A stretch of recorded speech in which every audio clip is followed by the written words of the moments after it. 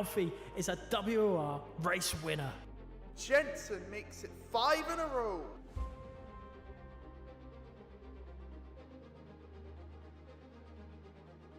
Danny Berejnay wins on debut. Shinaka returns to winning ways in WOR.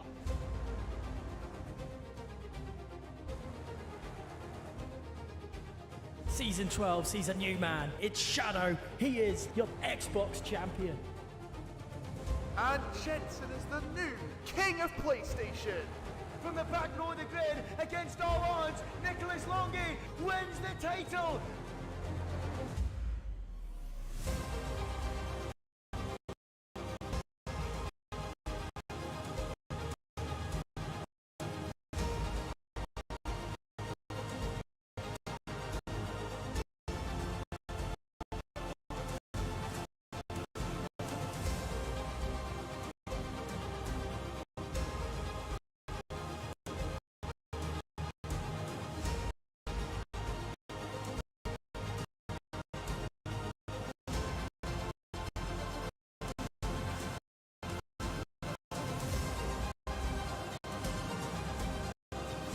Past the safety car. What has gone on here? From a stunning move from the Spaniard. He's taken out Rambo. Here comes Longi. We're going 4 ways down to turn 1. Oh, he's taking him out. The champion run is complete. Sonic to the inside. Shadow wins at Brazil. Absolutely sensational.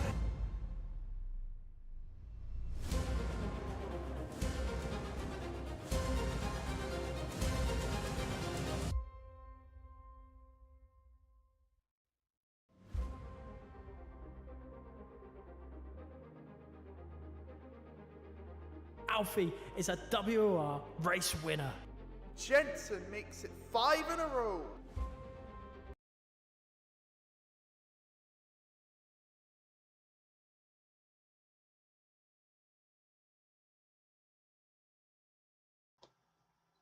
Right, I'm going to try it. I'm not sure if people can hear me. Hopefully they can. Good evening, everyone. Welcome along to WOR. I'm not sure what's going on in terms of my connection here tonight. Hopefully everything is fine and dandy now. If it is not, let me know and we'll obviously jump over to PlayStation. We are here tonight, as I say, for season number 13. It is round number 10 now of the championship as we've taken the Abu Dhabi Grand Prix from the Yas Marina circuit. My name is James Howard, as you can tell. Joining me in the commentary box, if you can hear me on the right-hand side of me, it is Mr. Aidan Carter. Aidan, how you doing? I'm doing good, thanks, James. Literally, the second you started the stream, I could hear you again, which was a little bit weird. Before that, it was every 3 word every 5 seconds. So fingers crossed, it's all working. But yeah, I'm looking forward to tonight. It's going to be definitely an interesting race. Abu Dhabi has obviously been remodeled as of recently, and it's a very different track now to what it has been in the past. And yeah, and also because with the calendar as well, we've got a sprint race format tonight as well, so something a little bit different. So yeah, that's definitely going to be interesting to see, and it'll be interesting to see who comes out on top. It will be indeed. And yeah, I think it was because I was trying to add you on my camera on my end on OBS, and that's why it all lagged, and that's why you couldn't hear me. So that is absolutely typical. But there we are. We're back to normal. And hopefully now you can see the driver's standings coming up on your screen as well. Just to limit everything, I'm now going to turn off my camera so it doesn't lag once again.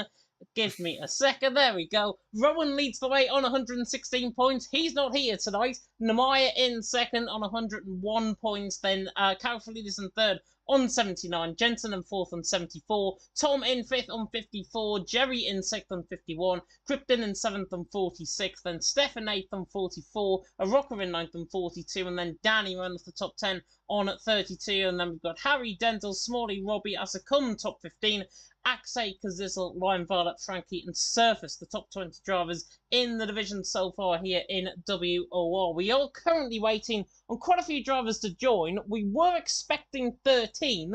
We've only got 9 at the minute. And to be honest, the attendance tonight is absolutely shocking for top tier for PlayStation. We are unfortunately going to bring you still the action here tonight, which I think is a shame. But what we can focus on, though, Aidan, is what happened last week. Rowan, of course, won.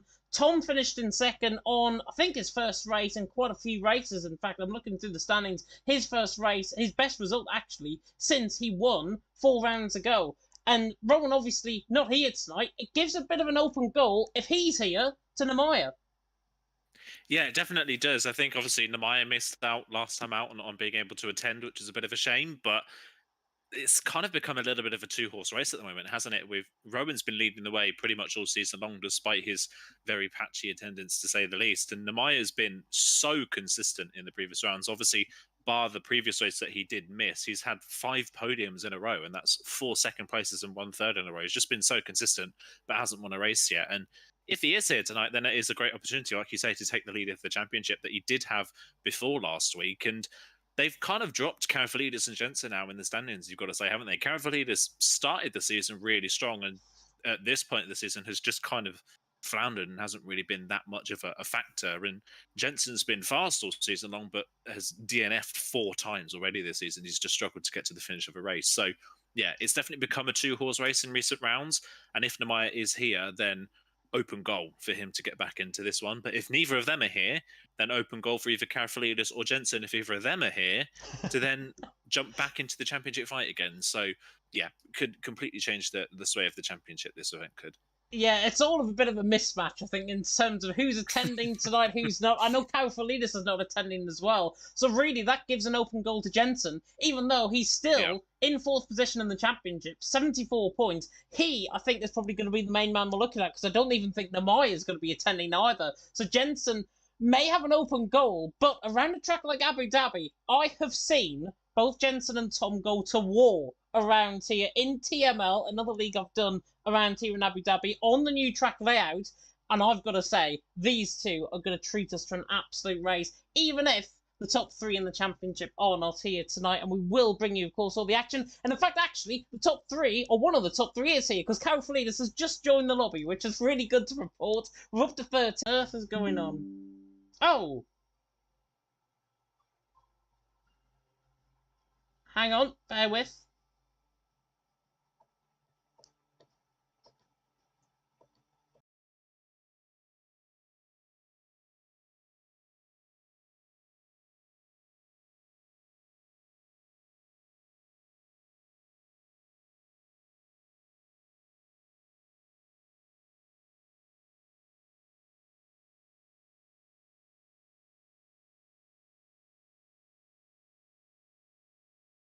Really strange. Right. We're back live. Apologies about that. OBS just disconnected. My laptop decided to disconnect from the internet. Then it's just reconnected back on. Nothing is going according to plan here tonight in Abu Dhabi. But we have got 18 minutes worth of qualifying. I was saying 5.2 kilometers in the length, 3.2 miles, 16 tons, of course, awaiting our drivers out on track here for the UAE, for the Yas Island circuit, of course, the Yas Marina circuit. And 16 turns now, new track layout. Should be quite interesting to see what happens out on track, Aiden.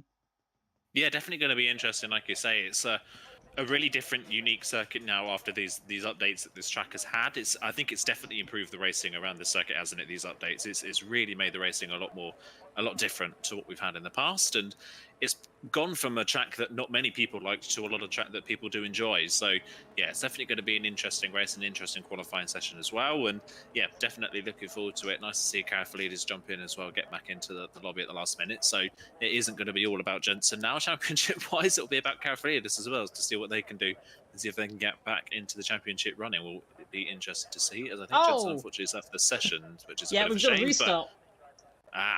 That is why. We've got a restart. I don't know what the restart is for. I'll be told in due course, apparently. He's mixed up the time of days. He has mixed up the time of days, says our Jensen. He is the lobby host here tonight. It's a regular occurrence where we have a new lobby host, I think, pretty much every week now. Jensen has been lobby host in recent weeks, and he, unfortunately, I think might have put it to midday, potentially, instead of midnight. Easy to understand where the confusion was in that, I guess. But we are having a restart, unfortunately, which means all of these 13 drivers are going to have to sit and wait, and you're just going to have to listen to us for another 10 minutes or so, which hopefully is not going to bore you to death whatsoever. Looking at the chat, nobody has actually put a message in. Make sure you've got your presence known there in the chat, of course, here on WOR, on World Online Racing. Of course, Legacy Division is also live if you do want to tune in for that Xbox-wise. But I am going to leave the session as you can just see there on your screen. And I don't know what I'm gonna go back to. Driver standings. We'll go back to the driver standings just so we can fill in a little bit in terms of what actually. In fact, I'll go on the Discord and I'll get up the constructor standings. Give me a second while I obviously try and fix this through. You won't see these on the stream, but I will get the constructor standings up on the spreadsheet so I can run them through for you guys. I fixed itself though. As I don't even know what I'm doing anymore, to be honest, in terms of getting the standings up. There we go. Right, let's get the constructor standings up and fill in as... Where are the constructor standings? There we go. Red Bull leading the way on 142 points. Aston Martin in second on 101. McLaren in third on 94, with Ferrari in fourth on 79. Haas in fifth on 64. Alpine in sixth on 52. Mercedes in seventh on 51. Alfa Romeo eighth on 41. Williams in ninth on 29. And then AlphaTauri in 10th on the nil point still.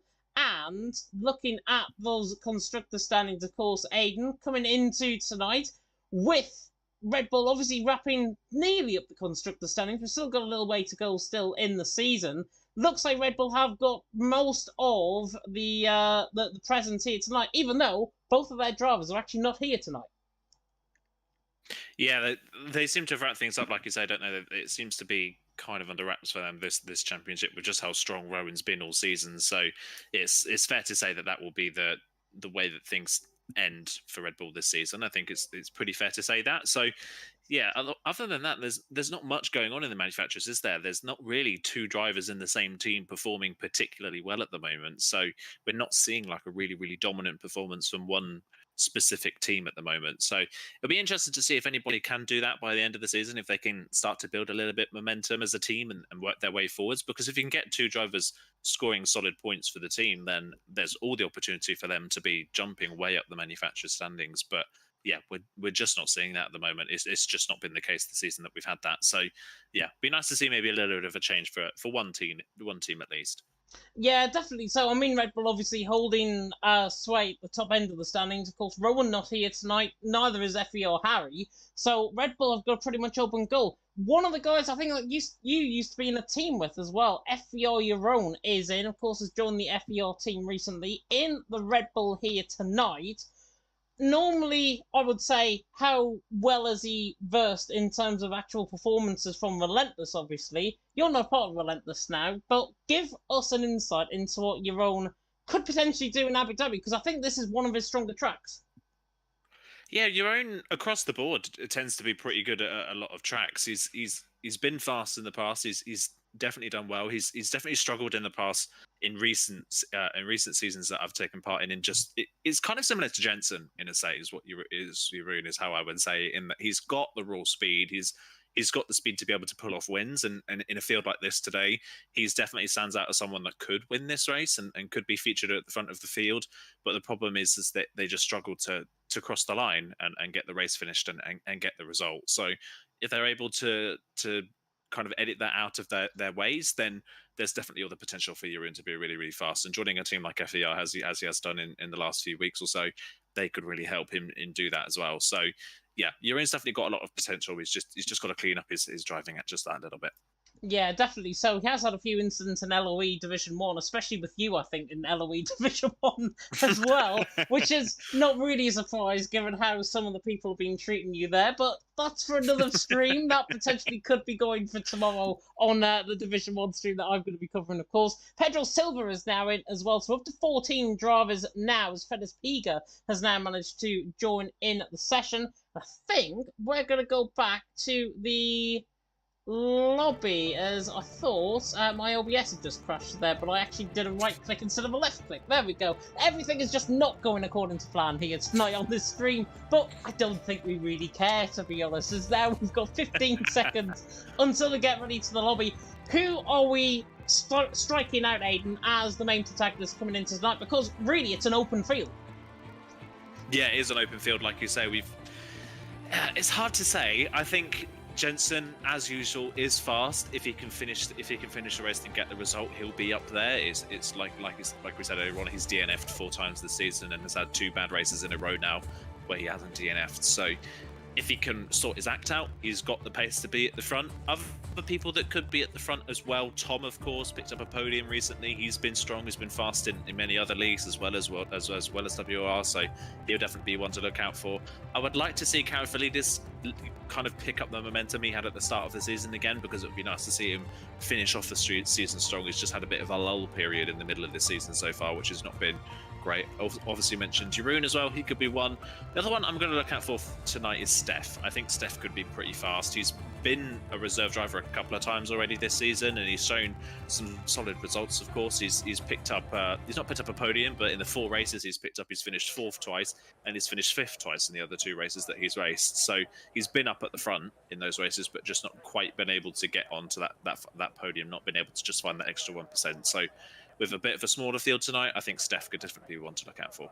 Yeah, with a smaller field, definitely, I think, one to look out indeed. Of course, Steph has joined VSR as well, which I think is a really good step for him. I think he was formerly SXT, if I'm not mistaken, now part of the VSR team. I think a really recent signing, because I commentated during the week for SRC, and he wasn't in for VSR there, but I think he was in for SXT, if I'm not mistaken, in that event. So it's a real recent signing, so congratulations to Steph on joining the VSR team. Very good lineup, I think, of course, for VSR in their team. Gentleman, the first man out on track. Of course, 2021 around here. Need I say any more about Abu Dhabi in 2021? Verstappen and Hamilton, of course, coming to blows, and I don't think anybody will want to hear me say those infamous words once again on this live stream. So, but Jensen is the first man out on track. Of course, a very short layout now, only the 16 turns. Formerly 21 corners around this track, of course shortened in the middle sector especially, and Jensen, I think this could potentially be his track where he puts that championship fight back, especially with the likes of Karafalidis, who is obviously here, but the top 2 missing in action. Jensen has got a real open goal, along with the likes of Tom obviously to come up the field as well. Yeah, definitely has. Like you say, there's not as much pressure tonight on drivers like Jensen. I think Jensen's one of those drivers that puts enough pressure on himself that he doesn't need to have this external pressure of the championship battle kind of looming in his mind. So I think definitely tonight could be something that could benefit him with there being less people, and especially the 2 drivers in front of him in the championship not being here as well. That could definitely help. So it'll be nice to see for Jensen. It'll be nice to be able to see what he can do. And yeah, this remodeled Abu Dhabi is brilliant, isn't it? 16 turns instead of 21. I don't know what's going through Herman Tilke's mind at the moment in deciding that adding more corners to a track is making a track better, because I think Abu Dhabi's proved that is not the case. You take 5 corners away and it makes it a completely different circuit and a much better one as well. So yeah, Herman Tilke, if you, on the odd chance you ever listen to this, please stop adding too many corners to a circuit, because it just kind of ruins the experience. The less corners, the better corners, the better. Yes, good evening, Mr. Tilke, if you're tuning into the WOR here tonight. Jensen on the run out of turn number 4, on the run now down the straight in towards the chicane of turns 6 and 7, and it was a 17.4, I think, in the first sector, which is pretty much exactly where you want to expect in terms of the first sector. Normally you see 16s through the first sector towards the end of the session, as now Jensen fights his way coming out the first chicane down the old F2 pit straight. Of course, GPT used to run around here down the old F2 pit straight, and now in toward the left-hander of turn number 8 with a 52.8 in the middle sector from Jensen. And now this lengthened final sector, of course, formerly 17 seconds around here in terms of the final sector. Now Jensen, though, coming in towards this final sector, in toward the triple right of turns, what used to be turns 13, 14, 15, now, of course, turns 10, 11 and 12, and then through 14, then through the right-hander of turn number 15, of course, flat out these days. Normally you would brake for that corner, and then through the final corner on board with Jensen on the run to the line, and it's a 1:23.5 to start off the night easily, nearly 10 seconds quicker than the last game. Yeah, 10 seconds quicker, like you say. It's just a much faster track now, isn't it, with these changes? But yeah, solid banker lap as Tom goes a 10th.5 faster on the 23.4. I wouldn't be shocked if we see someone potentially get into the 22s tonight in qualifying. That is definitely potential that you can get into the 22s, unlike you could in time trial for all those months. But you should be able to get into the 22s here around this track tonight if anybody gets a really good lap in. So that'll be something to look out for as maybe a benchmark. As Kryptonite, interestingly, goes to the top of the time sheets on a 23.3. We know Kryptonite to be strong in the races, but qualifying is not usually his strong suit. So nice to see Kryptonite featuring at the top of the timesheets for the time being. We've got Lars Kramer coming around the final corner in the Williams. We'll see what Lars Kramer can do as he crosses the line, and now he goes to the top of the timesheets by just over 200ths of a second with a 23.3. So yeah, we're getting closer to those 22s already. Pedro Silva's actually on a pretty good lap. Middle sector was really strong and into the line, and there you go. Great lap from Pedro Silva, 23 flat already. So my prediction of being in the 22s is, well, not far off already. And Pedro Silva putting just over 3/10 on the rest of the field. That's a really strong lap. Yeah, 3600ths of a second off Aiden's prediction. I didn't think we'll get this far this quickly, to be honest. Pedro at the top from Lars Kramer in second. Krypton there in third. Krypton, of course, more like Dynamite, I think, so far in this qualifying session rather than Kryptonite. Of course, loves this track in Abu Dhabi, so I've been told from the rumour mill. And they're in third, obviously delivering good performances so far. Fedis Piga, the OP man, is coming through the final couple of corners. He's invalidated, and he is going to come through, I think, for another lap and start another lap. In fact, they would have put him with a 23.5, so he would have went actually ahead of Jensen with his lap, so that would have filled him with a bit of buoyant confidence. Line Varlet is also on a lap, I think. Not sure if he's actually backed off, but he has got 64% of EOS coming out of the second chicane, as Pedro Silva leads the way from Lars Kramer in second, Krypton in third. Of course, Pedro Silva, Brazilian driver, part of the GTZ team. The GTZ team, of course, part of EML Premier on a Wednesday night. Just thought I'd mention that, just because I know they are part of GTZ in EML. But Line Varlet on a lap coming through the middle sector. Looks like he's about a second off the pace coming through the middle sector. Yeah, it's not looking too strong here. He's 0.8 of a second off where Pedro was in the middle part of the lap, and we've still got the majority of the corners to come in the final part. So, yeah, not looking like a great lap, unfortunately, for Line Violet. But there's an interesting fact I learned from Line Violet in the general chat in Discord is that it is currently 4 in the morning where he is because he lives in Korea. So, fair play to Line Violet. A bit of for racing here. Better attendance for Line Violet than the majority of the field this season. He's racing at 4 in the morning, so hats off to you, Line Violet. But yeah, only P9 with that lap time, not a surprise. Maybe just not looking too hooked up that lap, especially in that chicane between the two straights. It was a little bit deep into the braking zone, and that really compromised his line through the second part of the chicane out onto the back straight. So yeah, Line Violet struggling a little bit with that lap. Just seeing who else is on a lap at the moment. Fedis Piga's backed off. I think he did start to think about going for another lap, but he's just decided to come in and just use that base lap time he did as a delta for when he goes out again. So everybody is in the pits apart from Steph, who's had to go out a little bit out of line with everybody else because he also invalidated his first run. So Steph is going to have potentially a lot of the track to himself for the next couple of minutes. Yeah, which I think is a real positive, I think, around here. I know we've only got 14 drivers here tonight, but Line Violet, I just want to say thank you for attending at 4 o'clock in the morning. There's not many drivers in European leagues across any league that you might go in, small or big, like WOR. That Line Violet obviously wakes up 4 o'clock in the morning and decides to jump on Formula 1 2022 at 4 o'clock in the morning on a Saturday in South Korea. Very, very good, and shows up half the field, I think, certainly in terms of attendance in PSF1 this season. I was going to say in PSGL there. Steph coming through the left-hander of turn number 2, and then through the right-hander of turn number 3. Car killer corner, as I normally call it. It has been come down a little bit in terms of the curve, but it's still very tricky. 17.3 through the first sector from Steph, already purple. Whether that's purple on Pedro Silva's first sector, though, remains to be seen, and we will get a better indication coming through the middle sector with Steph, as Pedro Silva currently out on top, Lars Kramer in second, Krypton there currently in third, and actually Steph looking to try and make it an Alpine 1-2 at the top end of the field, as it comes there down into the chicane of turn 6 and 7. Really deep on the brakes there, actually, through 6, then through the right-hander of turn number 7, and then through the little kink on them and up toward the left-hander of turn number 8. Hopefully I'm counting these corners right as I go along. I sometimes do get very confused.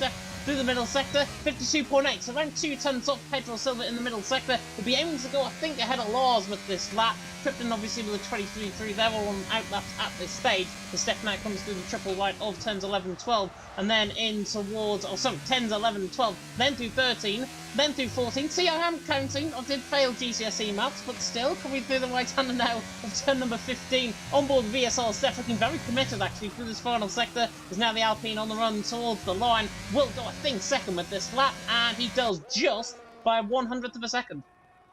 Yeah, pretty decent lap there from Steph, and like I said, Alpine 1-2 for the time being, but still over just under 3 tenths away from Pedro Silva. Nobody at the moment seems to be getting close to that lap time. Just seeing Lars Kramer coming towards the end of his latest lap, and again 2 tenths off Pedro Silva in the middle part of the lap at the moment. I think is Lars Kramer. Actually, no, never mind. No, he's just starting the lap.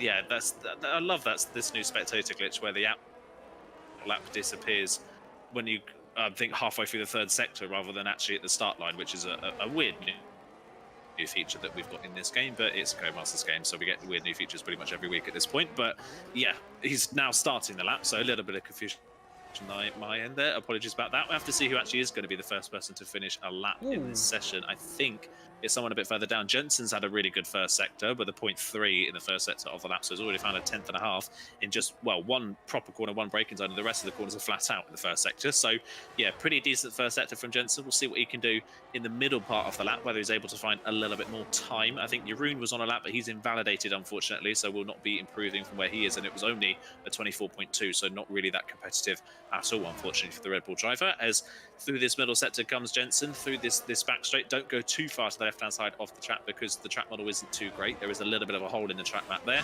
and a 52.6 in the middle part of the lap for Jensen, so that's much more on par with what we've seen from the likes of Pedro Silva. Whether Jensen could hold it for the final sector, though, will be interesting. Well, this will be a good tell of whether Jensen's gone for something that's maybe lower in downforce and a bit better in a straight line and better in the race, or whether he's gone for something a bit higher downforce will help him in the final part of the lap. A little bit of a slide there in the off-cambered left-hander of turn number 14 as he comes into the final corner. Looks pretty neat and tidy through the final sector, not properly pushing the limits, crosses the line, and loses about a 10th on Pedro Silva. In fact, it was half a 10th ahead of Pedro Silva coming through the second sector split in terms of his time, and lost a 10th and a half in the final part of the lap. So that suggests to me that Pedro Silva's got a little bit more downforce on that car. Yeah, definitely. So Krypton goes third, however. Lost Kramer has just gone second as well. Good lap times coming in. 23.035, 23.044, 23.089. And Jensen, you mentioned that loss of a 10th of a second. I know exactly where he lost that 10th of a second. He run too much curb coming to the left-hander of turn number 14. Basically got the suspension hooked onto the curb. Basically just absolutely narrowed down on that curb. Couldn't really get out of it, and he made a slight correction, and that's why he lost that 10th of a second. And that, of course, I wish I had a replay cam to obviously play that back, but I don't. Cofidis goes 5th as well, 23.2, and Tom through the first sector, 17.2. Good first sector from Tom. Now running above them coming through 6 and 7 into the left-hander of turn number 8, and Pedro Silva currently out on top. He's just starting a lap, I believe, coming through the first sector, the first couple of corners, as Tom through this middle sector, 52.6. So he's up there compared to Jensen. He's around about 100th off, I think, compared to Jensen's lap at this point, but very neat and tidy coming out of turn number 8, and then through the triple right of turns 8, 9,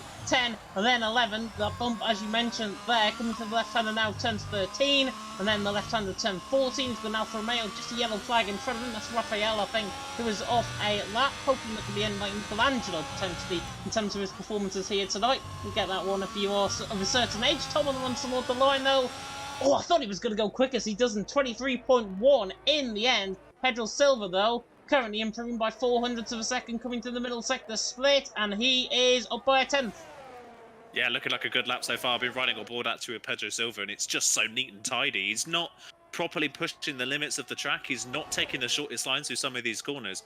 It's just so neat and tidy, and he's using all of the curb on the exit of the corners and still getting good traction. So it's a really, really strong lap so far from Pedro Silva. He has got that car hooked up. He's found a really nice sweet spot with this setup through the final sector. Again, not using all the curb on the exit of 15, making sure he can brake as late as he can for the final corner, crosses the line. And look at that, improves by another 10th in the final sector to do a 22.8. And again, solidifies himself comfortably at the top of the timesheets by over 0.2 of a second. But yeah, on board with that lap from Pedro Silva. That was beautifully neat and tidy. And again, just, yeah, no like wiggles or anything like that. No twitchiness in that car. It was so smooth. It was one input into the corner and the car would turn in, and it would just get on the power and not have any wheel spin. So whatever you've done to that car, Pedro Silva, it's working wonders, because that setup on that car and his driving compared to one another looks incredibly strong. Somebody, I think, is jealous in the commentary box, potentially wanted that setup, I think, for himself. As, yeah, Pedro Silva out on top. It looks really, really good, though, in terms of that setup. Clearly ahead of everyone else. I wonder if it's NSX Montana in disguise, potentially. Pedro Silva out on top, though. Lost Kramer in second.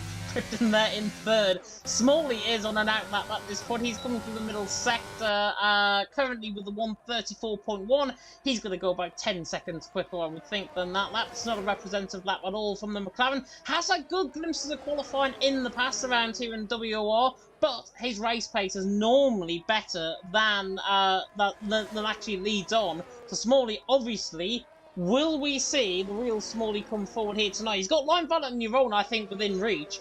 Whether or not he gets up toward the likes of Steph, the likes of Karafalides towards the 23-3, 23-4 mark remains to be seen. But given how it's close in qualifying, Smalley should deliver a good performance in qualifying. Hopefully, haven't just put too much pressure on him coming onto his lap.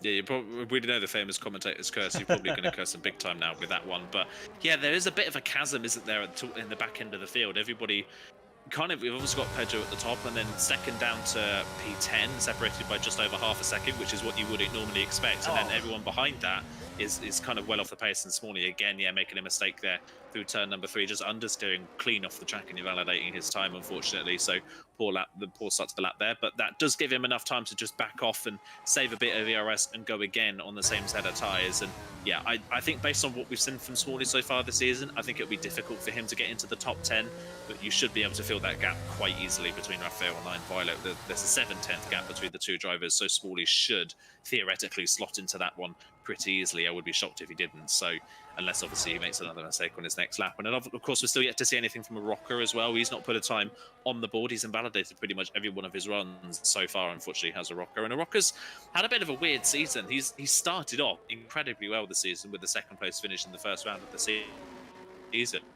But just looking at his standings now, he's had 3 DNFs in a row. He finished 4th in the race before that, which was at Belgium, I believe. He finished in 4th position, but every race since Belgium, he's not finished. So yeah, I don't know what's happened to a Rocker in this middle part of the season, but it's really just fallen away from the Haas driver after such a strong start. So he'll be one driver to look out for tonight. He'll want to try and get a good result on the boarding, build some momentum back up, and hopefully help him and Tom and that Haas team get a bit higher up in the manufacturers.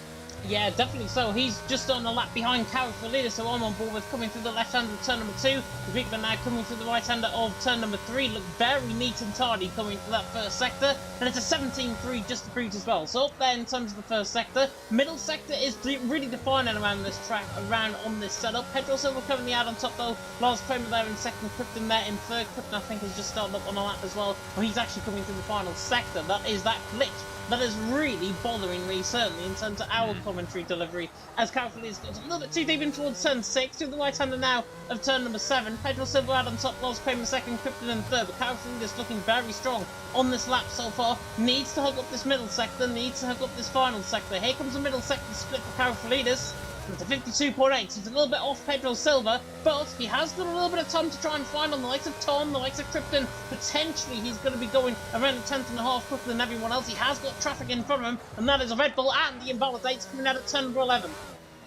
That is a shame. That is a real shame for Karafalides. It looked like it could have been a bit of a strong improvement, but that's not going to be the case, sadly. And yeah, P6 is the best Karafalides could potentially get tonight. And there's a couple of drivers behind you would expect to go faster, like Steph. But looking at a Rocker's time not looking that competitive either, a 52.9 in the middle part of the lap. He was already a 10th off Karafalides in the first sector, and through the final corner, only goes P9 with that time to Soroka with a 23.4. So not where you would potentially expect that Haas driver to be. And I wouldn't be surprised if he drops out of the top 10 in these next few laps. And there you go. Smalley improves his time and goes into P9, just 2,000ths clear of a Rocker, but pretty solid lap time, and then just decides to retire on the track. But I think that's because there's nobody behind him that won't actually affect anyone behind, so that's not really too much of a worry. But yeah, got to look for other drivers who are coming towards the end of their laps at the moment. I think Kryptonite will be the first one to finish a lap time, as someone's made a bit of a mistake, I believe. No, that's a McLaren. I think that's Smalley retiring on. Jensen just invalidated after sending the purple middle sector. Jensen just invalidates coming through. The right-hander there, the left-hander of turn number 8 just took too much curb on the outside. That's what I was going hoo-hoo at, but Jensen there in 5th. 23.1. He is now done in terms of his session. Pedro Silva's done. Krypton is done. They've run out of time actually to go onto a lap. Lars Kramer is done. He didn't improve. He invalidated. 52.5 though from Tom in the middle sector. He's not going to try and play ball. The Shazoo man coming through the final corner. Is it going to be close to Pedro Silva on a 122.8? No, it's a 22.9 and he's a 10th of a second off. Currently, Steph is on a lap as well. He's 800 up coming to the left-hander now of 10.14 and he's coming toward the end of his lap. I think a Rocker is coming off his lap as well. Eurona's the only one out there. I think he's on the run towards the line. He improves up to 13.23.5. Steph now on the run towards the line. He goes 6th ahead of Fedez Piga. A Rocker's now on a lap. That is the end of qualifying in WR. And it's Pedro Silva out on top from Tom in 2nd. Krypton there in 3rd. I've got to be honest, Aiden, it's a bit of a shock top 3. Yeah, definitely. I think Tom, you would expect to be up there. He's been really strong across this game cycle so far, so you would expect Tom to be up there. But yeah, Pedro Silva, we didn't really talk about him at the start of this lobby when we were talking about people to look for tonight, and he was immediately on the pace at the start of qualifying and then never really looked in doubt that he was going to lose pole position. And yeah, Kryptonite, by far his best showing in qualifying this season. He's usually one we consider to be a bit of a race merchant, but yeah, really strong qualifying for him. Lars Kramer unfortunately validated his lap at the very last corner, but if he did set the lap, he would have remained fourth anyway. It was 1,000th slower than Kryptonite, so he would have stayed fourth anyway, so not really too much to worry about for Lars Kramer there. Yeah, definitely so. Pedro Silva, the Portuguese man, not the Brazilian. Alex on top from Tom in second. Krypton there in third. Lars Kramer there in fourth. Jensen in fifth. Steph there in sixth. Pettis Piga in seventh. Kyle for leaders in eighth. Smalley in ninth. And Rocker ran off the top 10. Only 1,000 in the second, covering them. Jake Marsh, Raphael, Jeroen, and Line Violet right down the bottom end of the field. 4:30, I think, there in the morning in South Korea. And hopefully he's going to deliver a really good performance out on track as well. We are now going to go to our intermission break, and we'll be back in 30 seconds.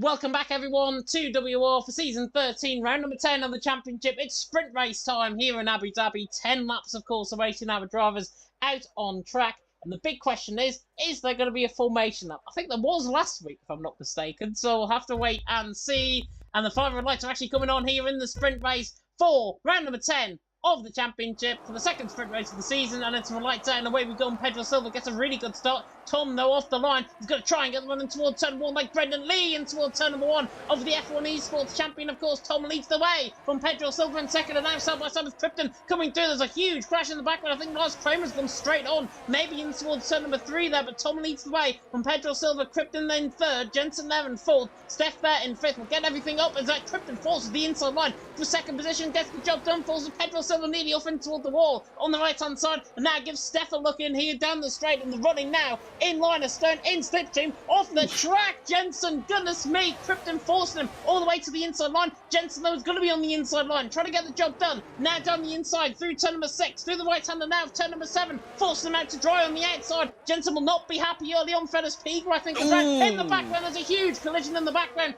Jensen and Krypton makes a mistake, makes contact, and therefore I think Jensen's got front wing damage, if I'm not mistaken, on the left side end plate. Tom leads the way though, Steph in second, Krypton there in third. Huge and mad opening to this race in Abu Dhabi. Yeah, what a bizarre start to the race. Krypton wasn't feeling like leaving anybody any room in those opening few corners. He put... Oh, and there's contact there between Pedro and Smalley. Pedro's being bullied on this opening lap after such a good qualifying session. He's been forced off the road 4 times already on this opening lap. Through none of fault zone, and Jensen now having a spin. Yeah, having a spin out of turn 14. And there it is once again, the customary spin for Jensen in one of these races. Luckily, it's a sprint race and not the actual race for him, but yeah, down to 13th, and he's going to have to hope for a bit of carnage for him to get back into this one. A Rocker, I think, picked up damage in the aftermath of that, so he is now into the pit lane. But yeah, dream start for Tom in this race. Launched off the line, brilliant stuff. What a start, though, for the other Alpine of Steph. He has gained so many places in this opening lap, just watching everybody else force each other off the road. He's up 4 places, Smalley's up 5 places, and Jeroen is up 7 places into P6. So, yeah, really... Yeah. Really crazy start, and while others off the pieces. Yeah, definitely so. I'm not sure if the connection might be coming back on your end. I'm not sure if it's raining where you are, but certainly a little bit of lag coming through there. But Jeroen in 6th position currently. Pedro Silva there in 5th. Doing a good job, Jeroen. Obviously gaining 7 positions at the start. Smalley's gained 5. Steph there gaining 4. Lineballer also gaining 3. Big loser though, Rocker down 4 positions. Also Jensen down 7 after that spin. That customary spin, I think that we've come to absolutely hate and love from Jensen, I think, in WOR this season. But Tom leads the way, currently holding Steph at bay, 0.5 of a second. Krypton there in third, and the front three just beginning to pull away. Smalley's not entirely out of this there. He just needs to get him within DRS range, but 1.5 seconds up, makes a mistake coming out of turn number 14, and therefore lets Tom, Steph, and Krypton now get away. And it looks like it's going to be these three for the lead, as Krypton, 25.9, goes 3/10 quicker than the fastest lap of the race that was set by Tom originally. As Feders Piga now on the back of Lars Kramer and towards turn 1, not going to get the job done, of course. Former OP man against new OP man of Feders Piga, as now Koufalidis in the McLaren right on the back of him, coming through the right-hander to turn number 3. How on earth he can ride so much curve and afford not to spin the car through there is unbelievable, and I think that's just come to show the really good track changes, I think, that FIA for once have actually made to a track in Formula 1. But Tom leads the way, Stefan second, Krypton in third. Here comes Koufalidis on the back of Feders Piga, running down the straight in towards turn number 6. He's going to try and think about getting the job done in through turn number 6, but it's not going to be close enough. Of course, DRS is now online. The 3 out of the 10 laps gone. Tom, Steph, Krypton coming in top 3, and everyone just running a nice old train. Yeah, it's all just settled down a bit now after those crazy opening laps. Jensen, the fastest lap of the race last time out, actually last time round, 0.3 quicker than the leaders, which again just proves that Jensen has the pace. But I think it just lacked a bit of patience at the start. We saw him on the first of the back straights off the road and almost in the V8 supercar racetrack, trying to get past. I think it was Kryptonite at the time, trying to get past, and then tried to do the same thing on the next straight, and there was just no room for it. So yeah, I think Jensen in that situation potentially just lacking a little bit of patience in these opening phases. There's a long way to go, and you just got to try and pick off some points in these kind of events. I'm a little bit perplexed here by Pedro's pace. Pedro is struggling big time to keep up with the race leaders. Smalley, of course, can't keep up with the top 3, and Pedro can't keep up with Smalley in turn. It isn't closing in. So I do wonder if in those many moments where he was forced off the road in that opening lap, if one of those moments has given him damage. I wouldn't be surprised, because he was off the road at turn 1 when Tom got the move done. He was off the road at turn number 4 when Kryptonite got down the inside, and he was off the road again later in the lap after contact in the rear, I believe, by Smalley at turn 12. So yeah, a horrible opening lap for Pedro, and I think there's got to be some sort of damage potentially from that car because of how strong he was in quali. There's surely no way that he's struggling this much for race pace.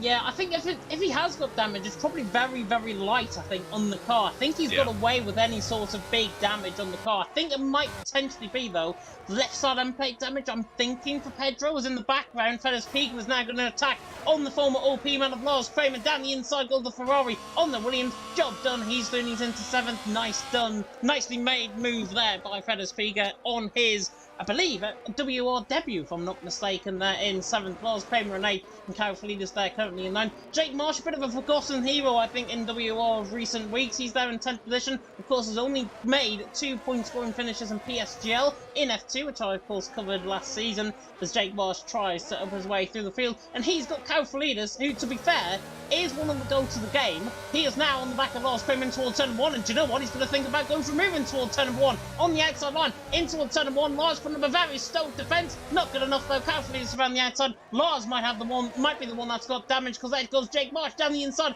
through turn number 2. Now around the outside of turn number 3. Beautiful stuff by Jake Marsh. Gets the job done. He's doing his into 9. Lars Kramer coming back at him in towards turn number 5. Yeah, he's going to go down the inside. I think Jake Marsh is just going to think about the move maybe down the straight. I don't know if Lars would have been able to get DRS. In fact, he did. So Lars actually, maybe a smart move there, getting that move done. But yeah, there's definitely damage on Lars Kramer's car, isn't there? He is understeering a lot at the moment. He's either got damage or he's overheating those tyres big time. So yeah, there is definitely something wrong at the moment with Lars Kramer, especially after such a strong qualifying for Lars as well in P4. Was off the road at turn number 2 on the opening lap. I think just trying to avoid a bit of an incident and then got all those places. But yeah, it's been a bit of a struggle the start of this race, unfortunately, for Lars Kramer. Just looking a bit further up the field now, Jeroen is right on the back of Pedro Silva for P5, so that could be 8 places gained in this sprint race. And that is the benefit of these kind of events, these kind of sprint races, isn't it? Is that even if you have a bad qualifying or qualifying's not your strong suit, the sprint race is the opportunity to be able to gain those places. And if you've got a car that's more tuned to the race than qualifying, Tom's crashed. Tom's crashed. Wow, from the race lead, from a comfortable race lead, Tom has crashed at the penultimate corner. Wow, that changes everything. Safety car is out. I wouldn't be surprised. There you go. People at the back of the field coming in for a set of softs for these final few laps of this race. But oh, that is such a shame for Tom after such a strong first half of this sprint race. Yeah, that is a silly error to be making when you're the leader. As for Tom, and that is not really an induced error that we've seen at all this season in WOR. Tom is normally right on the pace, right on the limit.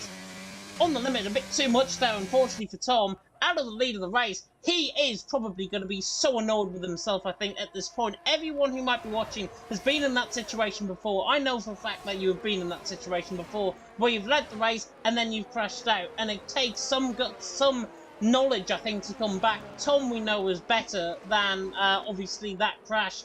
And Tom will definitely come back, I'm sure, in the feature race, and hopefully come back towards the top end of the field. I was wondering, because I thought Steph made a mistake, and then all of a sudden Tom just goes spearing off into the wall on the left-hand side. Steph, in turn, made a mistake coming through turn number 14, and then Krypton was all over the back of him coming through turn number 15. And then, all I see, Haas on the left-hand side, in the wall, and Krypton into the pit lane. Might have just crossed the white line there, but he is in the pits as Steph and everyone. Of course, it's a no-stop race, so Krypton, I think, has just bit the bullet and thought, you know what, I'm going to be on quicker tyres.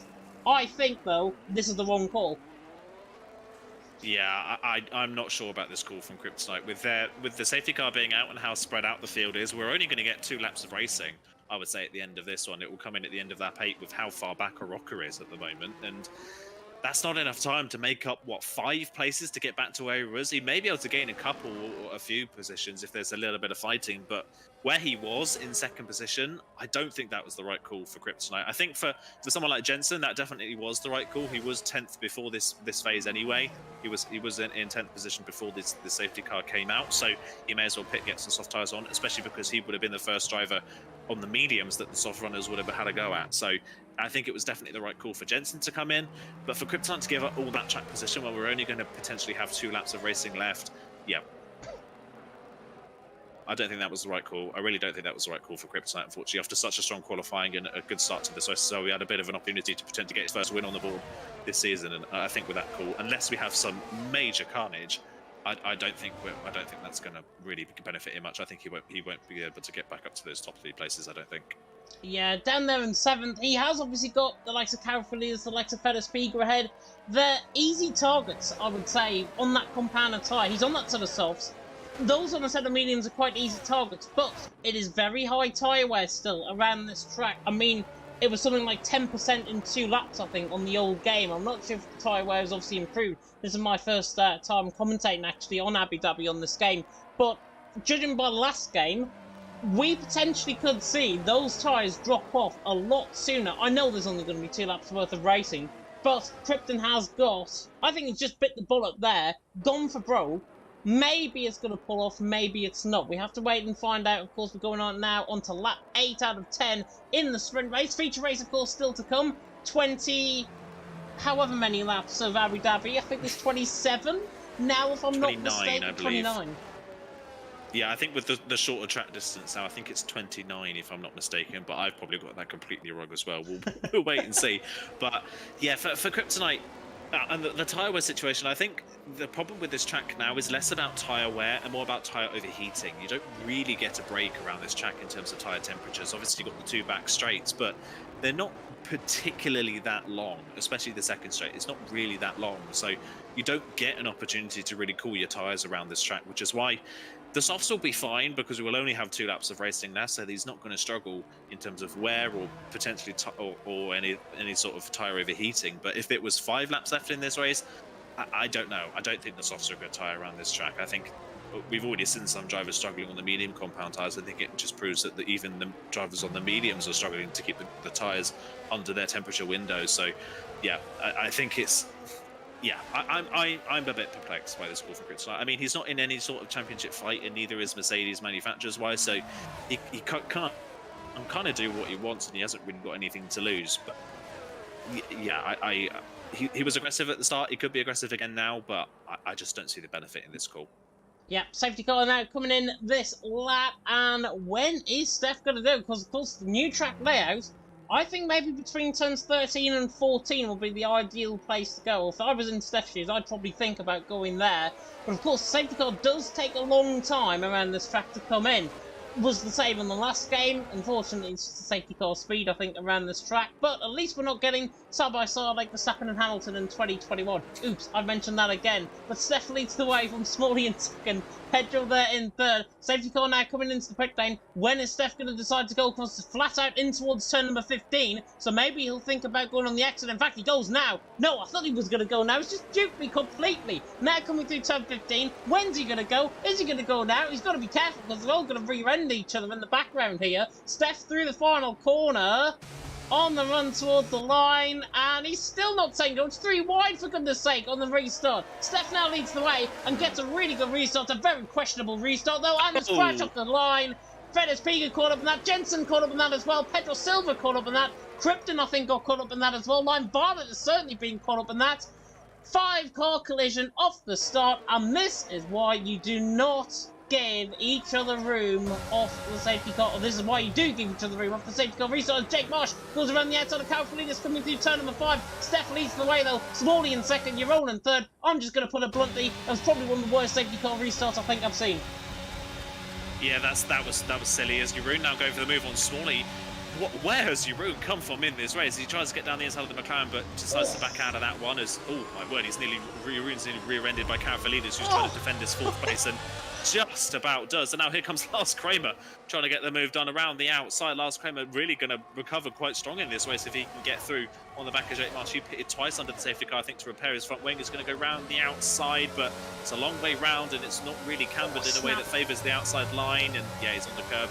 And there comes Raphael back around the outside, and he's going to potentially retake that 6th position. Is he? Oh, he's going to. No. Oh my word! It's really close racing. They just about get away with it, but Raphael will have the better line for the next 2 corners, so he gets back up into 6th place. And yeah, I fully agree. That safety car, that restart for the safety car was far too late. They were leaving it far too late coming up towards the line. I can understand wanting to bunch the field up and make it a bit crazy, but when you're restarting at the safety car line, that gives people impetus to go before the safety car's actually gone and before the leader's gone, and it just causes carnage as we saw. So yeah, Pedro Silva, great qualifying, no result in the sprint race, and Jensen, championship protagonist, is not going to score any points in the sprint race. Yeah, Jensen is going to be very, very annoyed, I am sure, as a result of that. Probably blame it on the man who was leading the safety car. Of course, that will get investigated, of course, by the stewards. As Jake Marsh tries to go around the outside, he gets a bit of snap of oversteer, and now Raphael right on the back of him down the straight. And he's obviously going to try and catch, of course, no DRS for these final 2 laps. We're on the final lap now. Steph leads the way, Smalley in second, Jeroen in third. Those sort of mediums really lasting towards the end of this race, as now Jake Marsh right on the back of Kalfalinas in towards 6 and 7. Raphael tries to get the switch back on him as well. Lars Kramer is around in the background, I think. Might have got caught up maybe on the curb with a rocker potentially. But Raphael on the back of Jake Marsh, still down the straight in towards turn number 8. Tries to get the job done. And now Smalley all of a sudden is applying a lot of pressure to Steph for the race lead. Not over and done with just yet into the final sector. Yeah, not over and done with, like you say, final sector of the race. But these drivers are pushing like crazy with the amount of ERS they've used. But I think with these last 2 corners, barring any mistakes, I think this is how the finish order is going to look. Yep, Steph now coming through the final 2 corners, through turn 15, through the right-hander, turn 16, on the run towards the line. Steph takes the win. Whether they'll keep it, though, is a different thing. Smalley there in second, Jeroen in third, Raphael and Jake Marsh side by side across the line in the background. Jake Marsh just gets him still by 500ths of a second, or 400ths of a second for 5th. Raphael there in 6th. Those guys in the centre soft did not work. There was only 2 laps worth of racing. Lars Kramer's AR has just gone absolutely cascading into the back there of the car of the Alpine of the winner of Steph. But driver of the day for the sprint race, certainly awarded by the in-game fans. Is it who I think it is? Yes, it is. It is FBR Jeroen at the in 3rd position in the end. Great stuff from the Red Bull man. And at the end of that sprint race, we already go not to the podium interviews, of course, and not to the podium celebrations. Steffel takes the win, Smalley in second, Jeroen in third, Kalfalinas in fourth, Jake Marsh there in 5th, Raphael there in 6th, with a rocker in 7th, Ryan Bartlett in 8th, Fedez Piga in 9th, Lars Kramer in top 10, Krypton there in 11th, and Jensen, Pedro and Tom. Tom, of course, goes in that safety car. Jensen and Pedro, wrong place, wrong time. As a result of that incident, both of them out, of course, with a crash down the straight in towards turn number 1. But Steph wins, Smalley in second, Jeroen in third. I don't think that's going to be our top 3, though. Yeah, it's yeah, I wouldn't be surprised if there's some sort of repercussion for that safety car restart. It was very, very late. My prediction for Steph doing well did come true. I would just like to say that, but at least unofficially at the moment, we will say that. So, yeah, it was such a shame as well, because the end of that race could have been very interesting with Kryptonite on those soft compound tires. But yeah, wrong place, wrong time, just caught up in that incident and didn't get benefit from it. But that again, of course, is the issue with pitting late under these safety cars and losing track position, is you put yourselves in those kind of situations, and Kryptonite was just in the wrong place at the wrong time. So yeah, a real shame, but opportunity now to try and make it back up in the feature race. Yeah, definitely so. Of course, Jensen as well, looking for a bit of retribution. Tom especially, 14th position, up to first as Pedro Silva has joined the session. Didn't see him leave in the first place, so might hopefully not cause a bit of glitching potentially. We'll have to wait and see on what that repercussion might be. But we now get the countdown down to 0. Are we going to go straight into the 5 red lights once again here in Abu Dhabi? Yes, we are. 5 red lights coming on here for 20-odd laps of Abu Dhabi. It's round 10 of the championship, and it is lights out Abu go. Nathan was right. It's 29 laps, but it's Steph leads the way off the line. Smalley gets a really bad start, and Jeroen's around the outside of him in towards turn number 1. Should get the job done on the outside line with the traction. He's still there though. Smalley on the inside line. Bartle, I think, is on the wall in the background. I've should just about recover that out the wall, I think. But Steph leads the way from Jeroen in second. Smalley there in third. And now side by side in the background, because Carafelides and Raphael are going side by side in through turn number 5. Fredis Piga down the inside line of Barocca as well. Jensen nearly getting caught up there with Tom, who's trying to make his way through the field and is getting 4th positions off the start. Really strong start there from Tom. But Steph leads the way. Jeroen in second. Smalley in third. Carafelides in 4th. The goal line of Stern now down in towards the left-hander of turn number 6, and now the Ferraris fight side by side. Jensen looking for retribution, tries to go around the outside on Fedis Piga, who taps the back of Barocca. Barocca set round, and Jensen does get the move done as a result, and now it's 3 wide in the foreground, because Raphael, Jake Marsh and Carafelides are now nearly 3 wide in towards turn number 5 and turn number 8, trying to get the job done, and Fedis Piga defending for his life off the back of Tom down the inside line of Lars Kramer, who tries to go around the outside on Krypton, I think, just about on Lars Kramer's spot on the curb. Lars Kramer spins on the curb in the background. Steph leads the way. Jeroen in second. Smalley in third. A mad lap one once again. Yeah, another mad one, like you say. A bit of a crazy start once again there, unfortunately, for some of these drivers. But one person who will love that start is Jensen, up to P7 already after that, so after the poor race he had in the sprint. So, yeah, really good stuff from him. As all off the road in front is Jake Marsh, completely off the track at the final corner. So, yeah, it's already been a messy start. And again, just like in the sprint race, the top 3 have dropped Carafelides in 4th. And Jake Marsh off the road again. What is Jake Marsh doing, driving that far off the track? He potentially won't get a warning for that, as Jeroen's made a mistake and has let Smalley through. Yeah, it's definitely a mistake in turn 2, potentially. Maybe had a bit of a moment. And that set Smalley back through and up into second position.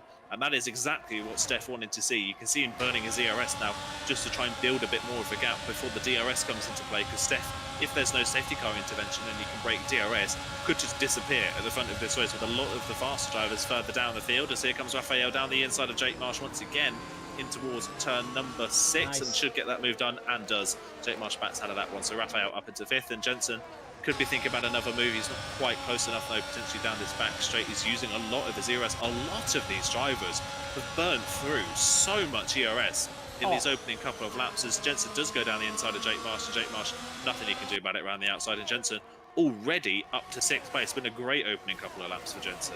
And Steph has already stolen an absolute march out in front of Steph. 2 seconds, the gap coming to the left-hand of turn number 13 on lap 2. Smalley must have made some sort of mistake as well, and has basically backed Jeroen into the back of Carafelides, into the back of Raphael, and now it's a big old DRS train all the way down to 12th position. At this stage is Fedis Piga all over the back of Jake Marsh as well, who's struggling in terms of his pace. Steph with a 26.9. Smalley, I would assume, more like the 28, I think, through that first second, which is not too bad. Pedro Silva, by the way, I think is going around an AI, if I'm not mistaken. He is ghosted certainly on my end, so maybe a little bit of desync potentially going on with him, as Fedis Piga on the back of Jake Marsh, coming out of the right hand of turn number 4, or turn number 3 even, now coming down in toward the left hand of turn number 5. But he absolutely sends it down the inside line. Pedro Silva leaves the session, so that's why he's ghosted. And Fedis Piga tries to get the job done on Jake Marsh, now down the straight. Hopefully the Italian will be better in his attack rather than his defence, and he's going to try and get this job done down the straight in towards turn number 6. This is, I think, is going to be a very late one on the brakes, down the inside line, doesn't think about it. Good stuff there from Fedis Piga, didn't want to try and risk for the move. Jake Marsh currently in 7th, but Jensen all over the back of Raphael in the foreground. in the foreground. And look at that, lovely move from Tom as well. There is Jeroen and Smalley racing now for second. Jeroen gets that move done nicely with DRS. Yeah, Federspiga, look at Tom. He's got some straight line speed in that house as Tom. He's trying to go around the outside of Jake Marsh here. Jake Marsh is just going to run him out of road. Tom has to sit in eighth place for the time being. He's thinking about the move here into turn number 12. That's late on the brakes down the inside and has to back out at the last moment. That move was never really on, and he backs out of it before there's any contact. But yeah, Federspiga tried to get the run out of turn 7 and was just too trigger happy on the throttle, and Tom just drove around the outside and got that move done nice and lovely, and almost got the move on Jake Marsh as well. So look out for Tom in a straight line. That Haas is looking very good in a straight line at the moment. As Jeroen fastest lap of the race, as you would expect with that DRS pass on that lap, but he is still 2 seconds behind Steph, and is another driver who is exploiting track limits a little bit at turn 1 is Jeroen, unfortunately. Is around in the back. Who was that? There's another driver around as well. Jensen spun. There we go. Customary spin for Jensen. It happens again after such a great start to this race. Yet again, Jensen is blowing another great opportunity. Yeah, left-hander at turn number 2, I think. Too much curve through the left-hander, spun the car, over-rotated the car. Krypton, by the way, over-rotated the car on the curve on the outside of turn number 1 and got round out of turn number 1 as Tom is through and he's into 6th position. He's really lapping up this, I think, Tom, at this stage. The Shazoo man through and he's into 6th. Jake Marsh there in 7th. And now under pressure once again from his old title rival, Federspiga, who's right on the back of him, running down the straight in towards turn right. Of course, these two are not really involved in the championship, but they're involved in a personal war out on track as Federspiga diving the inside of Jake Marsh. Jake Marsh goes way too deep. Federspiga says, thank you very much. I'll wipe my hands with you on that one. He's through and he's into 7th. Jake Marsh there in 8th, and he's now trying to come back around the outside of turns 9, 10 and 11. But Steph leads the way from Jeroen in 2nd, Smalley in 3rd, back to Krypton and Jensen. Very unfortunate, both induced by own errors rather than contact with other drivers. But Jensen there in 12th, and I think he's just gone round again. Yeah, he has. He's spun again on the run towards turn number 12, so his hard tyres obviously overheating at this point after spinning.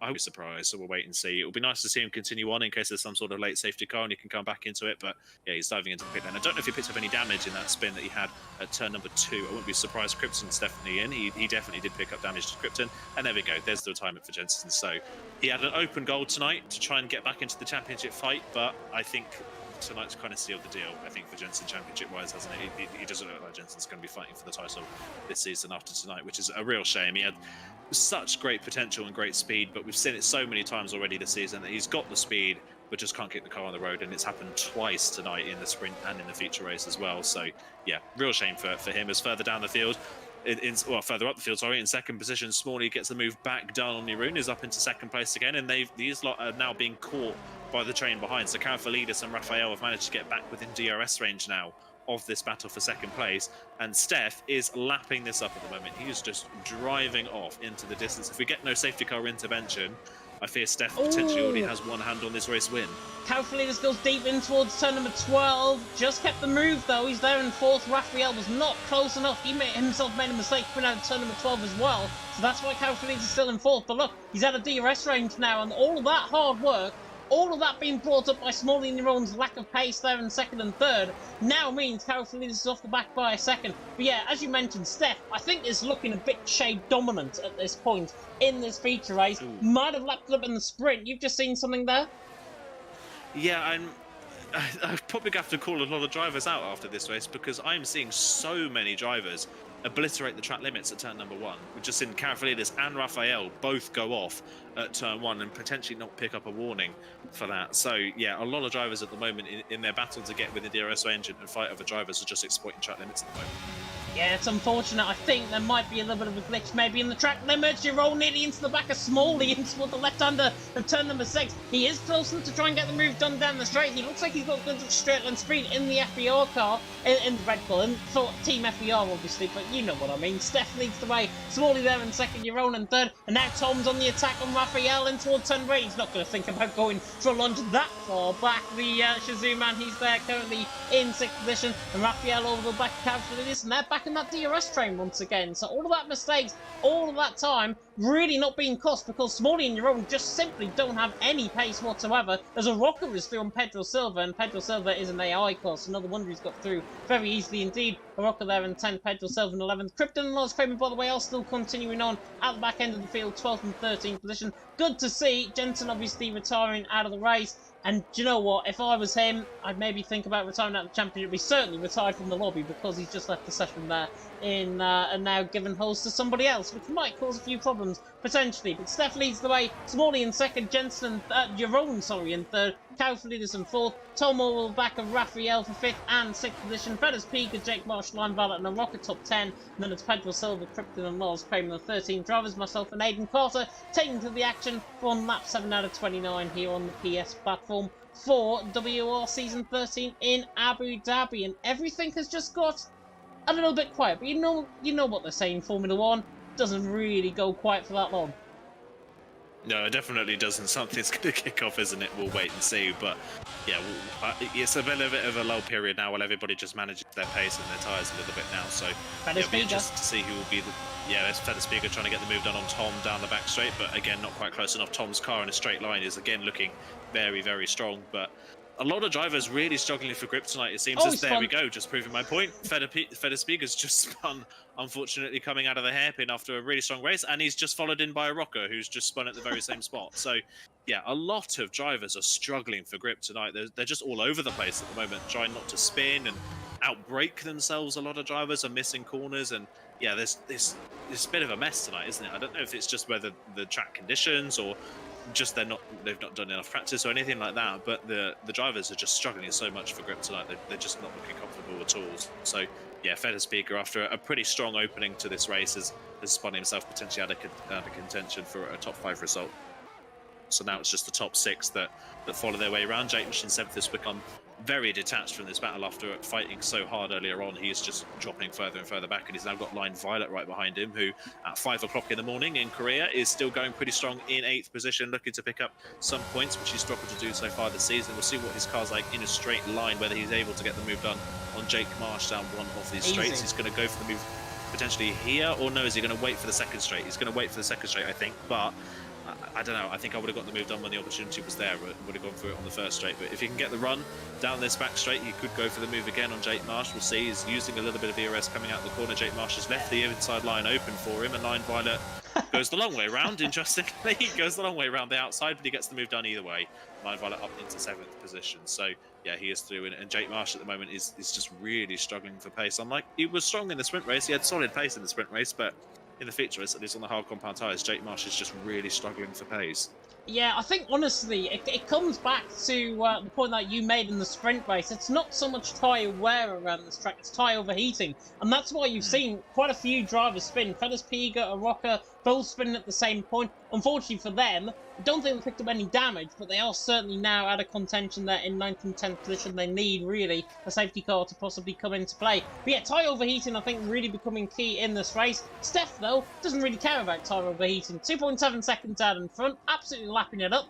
So far proving that he has got really good pace compared to the sprint race, of course, where it was a little bit controversial with that safety car restart. But I'm sure, as the steward will be looking into that for next race, as Tom on the back of Raphael down the straight. Don't know what Tom is running in terms of his wings. He's going to absolutely sail on by Raphael in towards turn number 6. Gets the job done. He's into 5th. And do you know what? I'm not even going to rule out Tom on this race win now, because he looks really, really quick.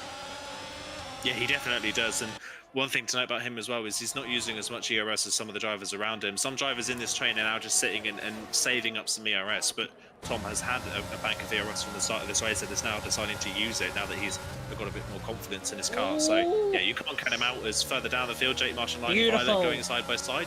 Lovely move from Jake Marsh back round the outside. This is a nice little scrap between these two because drivers behind are too far behind and not catching, and they can't keep up with the drivers in front. So this is actually quite a nice little battle between Jake Marsh and Line Violet for P7 and P8. So fair play to them for racing and keeping it clean so far. And yeah, lovely move from Jake Marsh back round the outside in that hairpin corner. But yeah, Steph's not pulling away at the front of the field anymore. He's not able to save any ERS, of course, because he's not being able to use the DRS drivers in front to help that. He's not pulling away as much anymore as we've got a yellow flag, and that is Jake Marsh, who, after just picking him up after that little battle with Blind Violet, has spun out the final corner. So, yeah, the commentator's curse tonight is really on song, isn't it? That whoever's in control of the karma for these drivers is not being quite nice, not being very nice tonight.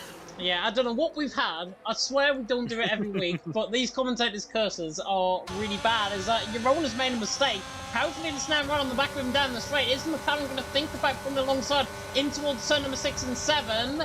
No, he stays in behind his FEL teammate at this moment in time. Red Bull, they're in a McLaren sandwich. Of course, pied coloured in the sandwich, if you want to pull it full. He is carefully this on the back as Tom, right on the back of these two. He looks so quick down the straight line. And do you know what? Bubble there. He has a... Ooh. We're back. We're back. Okay, thank God. Fingers crossed everybody can hear us. But yeah, lovely move from Tom there. If you did miss it, that is a bit of a shame because it was a very nice move down the inside of the hairpin. But yeah, Tom now up into 4th position. And yeah, just to add on to your point you said earlier on, I definitely feel like Tom is still well within this fight to win this race from the back of the field. He's unlike a lot of the drivers we've seen racing tonight. He's got that one thing that I've mentioned many a time in Discord to yourself, James, and that is patience. He's not charging for every move immediately and trying to get every move done as quickly as possible. He is picking the moves when they come, and he's picking the right moves and not going for anything silly. And so far, it is playing beautifully into Tom's favour. And this is why Tom is so strong in league racing and other leagues as well as some of other places like PSGL. This is why Tom has been so strong, because he's got a great racecraft. He can race wheel to wheel really well, and he picks and chooses his battles nicely. Yeah, I think, to be honest, if you're a new driver wanting to obviously be inspired, because I know there's a free play weekend going on for F1 22, so I may as well try and pick it up while we go with Tom. Tom, I think, is the ultimate role model here in WR. Patient, as you say, really good racecraft, and he's got the pace to boot as well. And that is what you look for in a driver. He's the all-round driver, pretty much, as we say, as I think Walsh Kramer has spun, and he's about to be lapped by the whole field by the seams of it as well. Steph leads the way, 2.5 seconds from Smalley in second, Jeroen in third, Pedro Silva now through on a rocker as Fredis Piga was spun. And Jeroen made a mistake. Jeroen's had a bit of a wobble at turn 14, that kind of signature off camber. Big oversteer moment in the middle of the corner, and Tom gets another position because of it. He is through and up into 3rd place, and now he has a great shot at catching Smalley for 2nd. And yeah, I think Steph now is going to start sweating a little bit because he's now got a genuine threat for the win of this race, and Tom closing him down. Yeah, definitely so. Tom now, it's definitely the way. Smalley in 2nd, Tom there in 3rd, and now Tom is going to go for 2nd, but absolutely blitzes past Smalley. Very easy, as you like. Tom now through, and he's into 2nd.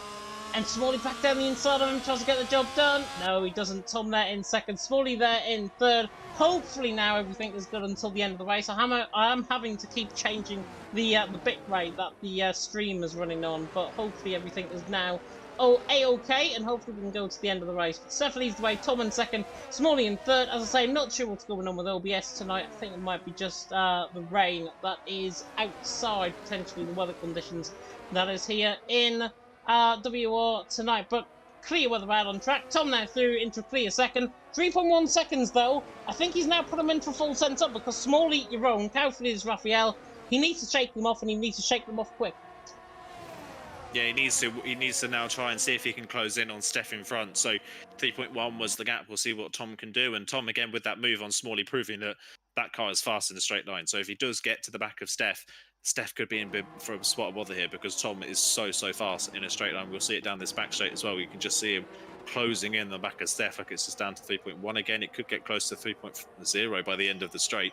That is a good car in a straight line, and that's without any DRS or ERS on that lap. So yeah, Tom, we'll see if he can close in. If he's got a good car in a straight line, that makes him good in situations like this where he's in a train. But if he's out in clean air, does he have the pace to catch the likes of Steph where the corners are? So we'll see by the end of this lap what kind of lap time Tom can do in clean air, whether he can close in on the back of Steph. On this lap so far, at least, it's kind of remained fairly level to what the gap was to the lead. So yeah, interesting. Very interesting to see what Tom can do now. I'm sure Tom will pit quite early as well onto the medium compound tyres to try and get close to the back of Steph for the second half of this race. But if I were Steph, I would stay out a bit longer and have the fresher tyres. But yeah, you can see in this final sector, Tom's just not quite as fast as Steph in the final sector of the lap. He's lost a 10th on this lap overall to Steph, so he's going to have to find a bit more pace if he wants to close in on Steph in the lead of this race.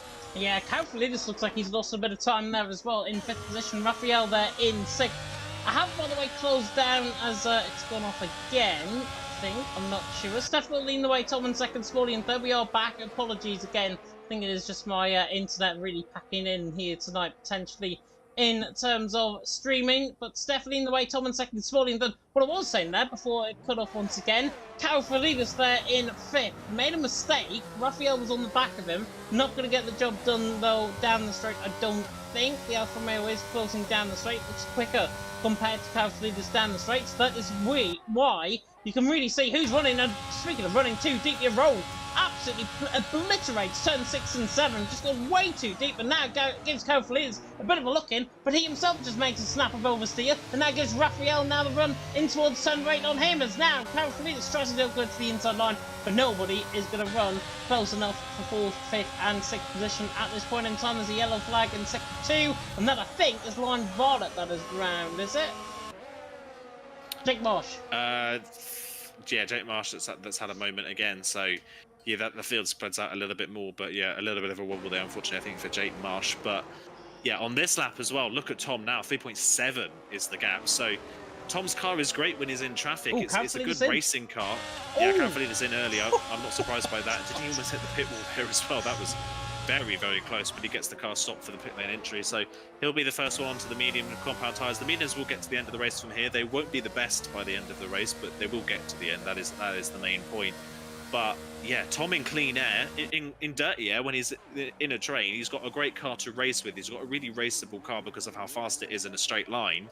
But when he's in clean air and not benefiting from DRS, he doesn't have the pace of Steph. Steph's car's much more in tune with the track and with his final sector especially. So yeah, unless Tom can get within Steph's DRS range somehow in this race, Tom just doesn't have the raw speed to catch Steph at this point in the race. So yeah, it's going to have to be a very early pit stop for Tom and Steph to not pit for a while, I think, for Tom to get back in his range, unless Steph makes a mistake, because yeah, Tom is just falling further and further away, and he's actually falling further away from Steph at a faster rate than Smalley was when Smalley was leading this train. So yeah, I feel like the driver being fastest in a straight line at the front of the train is just impeding this train a little bit more.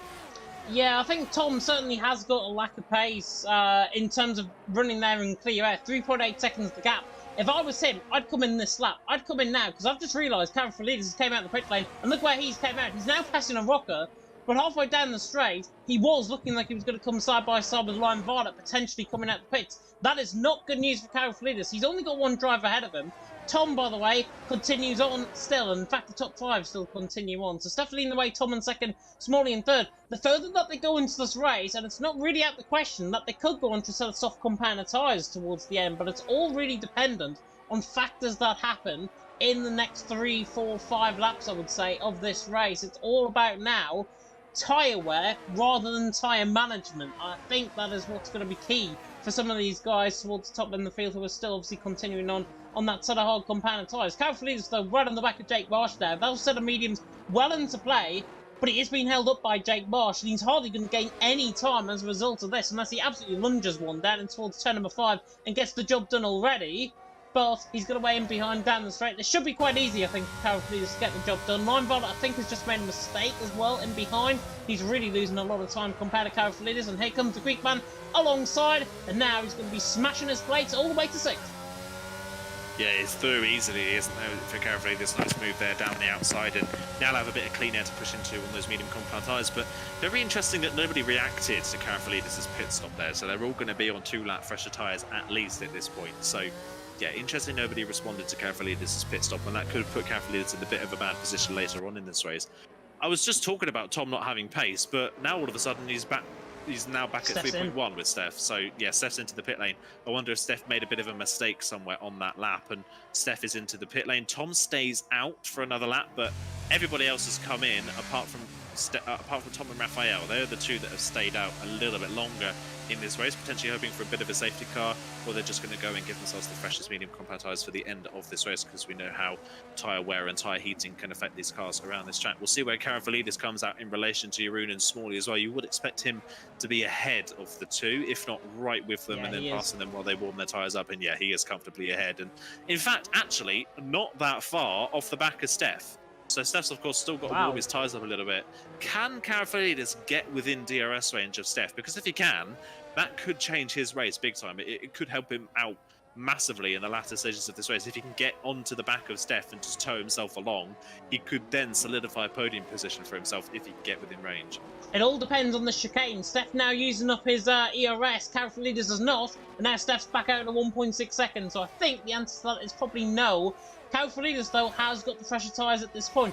He should have used a bit more ERS, though, down that straight. In fact, I think he should have drained his battery down there to get within a second, and Steph already trying to heat those tyres. By now, though, by turn number 8 out on track, Steph, his tyres will be absolutely up to temperature now, and Karavalidis, 1.5 seconds, he's undercut Smalley, Jeroen, and there's a big threat that he can undercut Tom and Raphael, potentially, as well, as now Tom, speaking of which, is coming in the pit lane, and it's around about a 21-second pit stop around here in Abu Dhabi, and it's around about, at the minute, 19 seconds, so Tom, he's got a real big chance, potentially, to fall behind Smalley and Jeroen here, and do you know what, where they are out on track, they're coming through the final couple of corners now. Tom has got no chance, even with his last garage right down the bottom end of the pit lane, he's going to be swept up by this whole pack, and I think he's going to be side by side with Jeroen coming out the pits.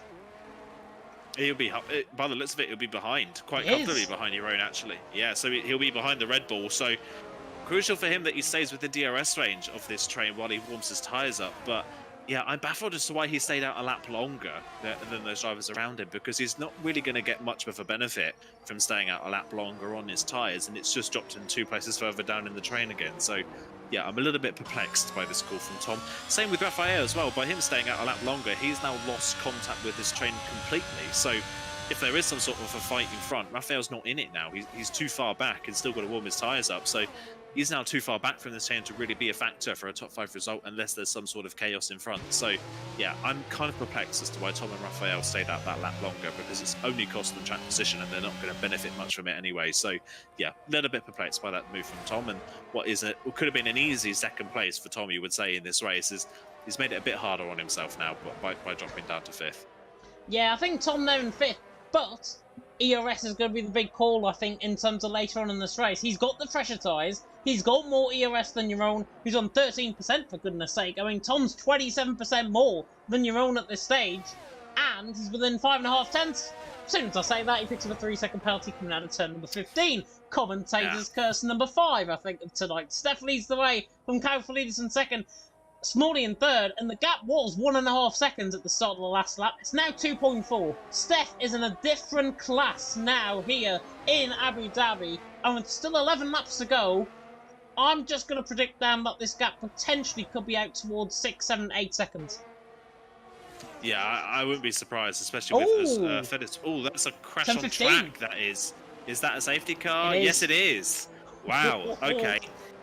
That changes this race up quite a bit now, doesn't it? That's not what Steph wanted at all. That is the last thing Steph wanted to see at this point in the race, was a safety car, because this race, he had it pretty much signed, sealed and delivered, didn't he, this race? So that is not what Steph wanted to see. Do people come in for a set of soft compound tyres? There'll be 10 laps when they cross the line, and we've still got a couple of laps under the safety car where they'll have to come and obviously let everybody catch up. I wonder if someone takes the risk. I don't think the tyres will be great by the end of the race, but in terms of tyre wear, I think they could make the end of the race. It'll be very touch and go. But do you do it hoping for another safety car where you can just cool the tyres down and save a bit more tyre temperature? If you're someone like Raphael, I would say go for it. You've got nothing to lose if you're Raphael. He's not really been a part of the season at all up until this point. So why not? Why not go for it? He's only raced once this season. He's down in 32nd in the championship as Raphael. He's got nothing to fight for.